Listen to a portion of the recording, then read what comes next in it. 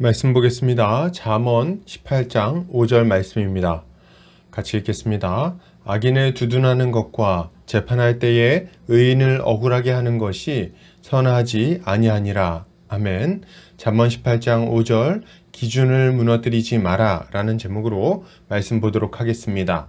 신자는 하나님의 공의를 따라 살아가기 위해 힘쓰는 자들입니다. 무엇보다도 하나님의 법을 기준으로 삼아서 무엇이 옳고 그른지를 선명하게 판단하고 선포하며 살아가는 겁니다. 왜요? 이것이 공동체를 견고하게 세우는 길임을 잘 알기 때문입니다. 오늘 본문을 통해서 이에 대해 함께 살펴보도록 하겠습니다. 오늘 잠언 기자는 악인을 두둔하는 것과 재판할 때에 의인을 억울하게 하는 것이 선하지 않다고 말합니다. 이것을 타번역본에서는 범죄자 편을 들어서 무고한 사람을 죄 있다고 재판하는 것은 옳지 않다라고 번역하고 있습니다.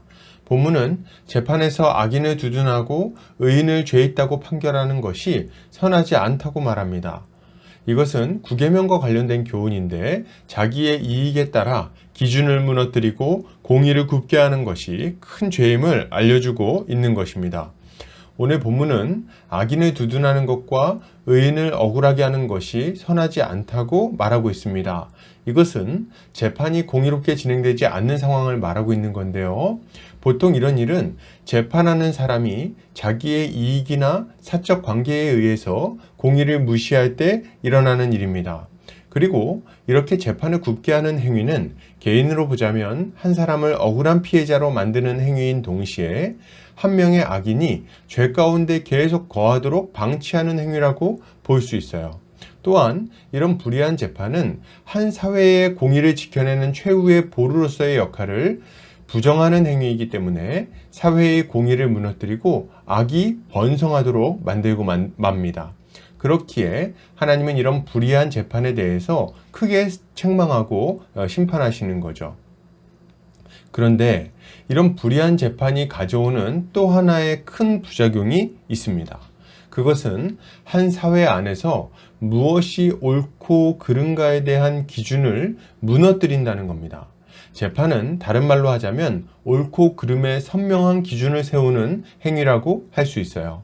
그런데 악인을 두둔하고 의인을 억울하게 하는 재판이 반복된다면 그럼 어떻게 되겠습니까?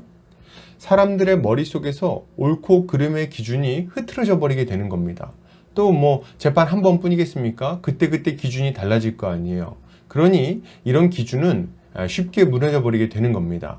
그래서 사람들이 죄를 짓고도 그것이 죄가 아니라고 여기게 되거나 누군가 의를 행하려고 할 때 그것을 어리석은 행위처럼 여기게 되는 것입니다. 그야말로 극도의 혼란이 온 사회에 독버섯처럼 퍼져나가게 되는 거죠. 이것은 자기 이익을 위해서 죄를 짓는 것보다도 더 안 좋은 결과를 가져오게 됩니다. 왜냐하면 죄를 지은 자가 자신이 죄를 지었다는 사실조차 모르게 되기 때문이에요. 이게 왜 문제일까요? 자기가 죄를 지었다는 걸 알면 회개의 자리로 나갈 텐데 죄를 지었다는 걸 모르니까 회개의 자리로 나아가는 게 힘들어집니다. 기준이 없기 때문에 무엇을 왜 회개해야 되는지를 모르게 되는 거예요. 그러니 어떻게 이들이 회복의 길로 걸어갈 수 있겠습니까? 실제로 이런 모습이 나타난 시대가 있었어요. 언제입니까? 바로 사사시대입니다. 사사시대의 특징은 사람들이 각자 자기 소견에 옳은 대로 행하는 거였습니다. 그들에게는 기준이 없었습니다. 무엇이 옳은지 그른지를 자기 소견대로 결정해 버렸어요. 그래서 어떤 일이 일어납니까? 모든 지파들, 심지어는 저 에브라임 산골짜기에 사는 그 시골 사람들까지도 하나님 앞에 큰 죄를 짓고 살아가게 되는 것을 보게 됩니다. 그 결과 이들은 회복의 단초를 찾지 못하고 오랜 시간 동안 반복해서 고통을 당하게 되죠. 여러분, 이것을 볼 때 신자는 어떤 삶을 살아야 되겠습니까? 우리는 악인을 두둔하고 의인을 억울하게 하는 것이 얼마나 큰 죄인지를 알아야 되겠습니다. 우리 교회 안에서 하나님의 공의를 굽게 하지 않도록 주의해야 되겠어요. 분명히 잘못을 했는데도 불구하고 이런저런 이유를 대면서 괜찮다고 옹호해 주거나 잘못 없이 살고 있는 사람을 억울하게 만들어서 눈물 흘리게 하면 안 되겠습니다.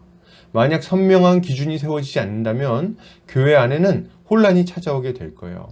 때로 우리는 하나님의 공의를 바로 세우기 위해 단호해져야 할 때가 있습니다. 물론 이러한 때에라도 절차를 지키고 사랑과 긍휼의 마음으로 행해야 되겠지요. 그러나 그럼에도 불구하고 옳은 것은 옳고 그른 것은 그르다고 분명히 말할 수 있어야 되는 겁니다.